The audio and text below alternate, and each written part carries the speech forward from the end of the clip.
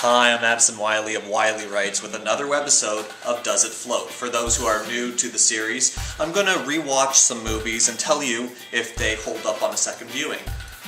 On this webisode, I'm going to talk about Harmony Korine's Spring Breakers.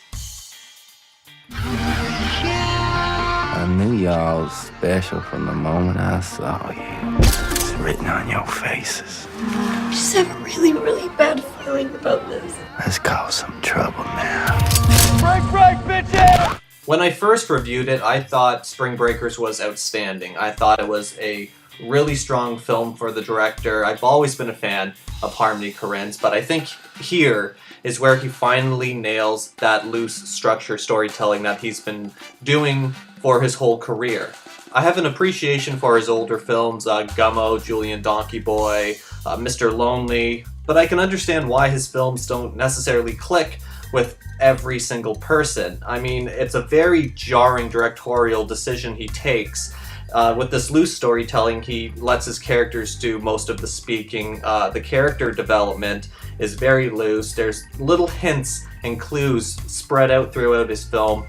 There aren't necessarily solid storylines or plots, but you do have to follow these really unique characters that you've never really interacted with before. When he did this with Gummo, it really rubbed people the wrong way. It split audiences dramatically, and I think it's because he was a younger filmmaker who had this knowledge and didn't know exactly how to execute this. So with more practice under his belt, he's now at Spring Breakers, and he has nailed that loose storytelling technique. He's still splitting audiences, but I think it's inevitable. This is always going to happen.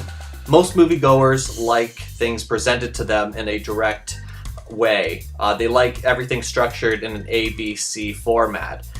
They don't necessarily like to jump around too much, especially a mainstream audience. Most mainstream audiences found Spring Breakers to be very repetitive, but that repetition meant something. It meant how shallow the characters were. It meant how one-track their minds were and how shallowly driven they were. All they were focused about was partying and getting money to party.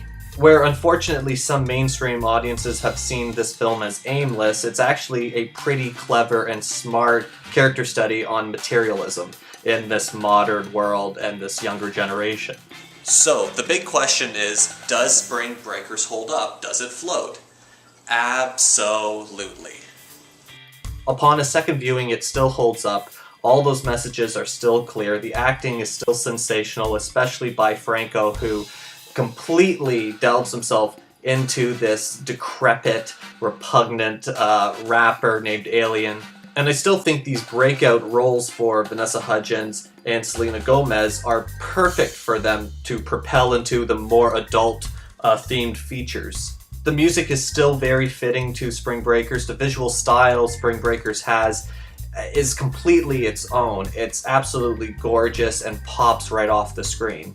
And with it now being available on DVD and Blu-ray and video on demand, I really think that home setting is going to be a great place to pick up on those little clues about the characters and the environments that they soak in. You're going to be able to view this without interruptions, and that is a fantastic thing.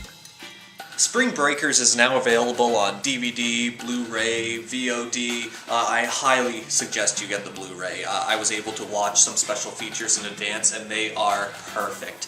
There's featurettes about the music, there's featurettes about the filmmaking process, there's a very interesting director's commentary by Harmony Korine. I highly suggest you purchase this Blu-ray. It looks fantastic on a high-definition television. So definitely, go out, pick it up, give it a shot if you haven't already. It's worth it. It's one of the best films of the year still.